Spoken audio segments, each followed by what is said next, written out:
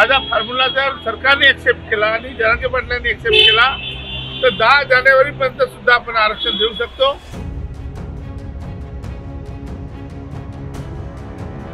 जो नवीन फॉर्म्युला मी आजच डिस्क्लोज केलेला आहे तो 57% पर्यंत आपण आरक्षण म्हणजे 50च्या वर ते ओबीसीला 37% आरक्षण देऊ शकतो।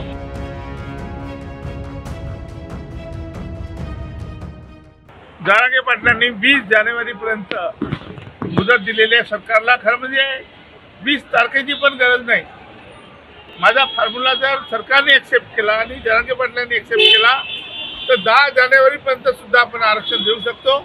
आणि आता जो नवीन फॉर्म्युला मी आजच डिस्क्लोज केलेला आहे तो 57% पर्यंत आपण आरक्षण म्हणजे 50च्या वर ते ओबीसीला 37% आरक्षण देऊ शकतो, कारण आपल्याकडे इम्पिरिकल डाटा उपलब्ध झालेला आहे।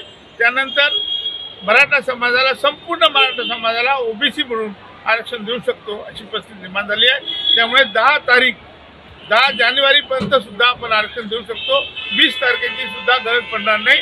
परंतु हे जरांगे पाटील आणि सरकार आणि आमच्यामध्ये एक बैठक झाली पाहिजे, त्या बैठकीमध्ये चर्चेमधून आपण हे ठरवू शकतो।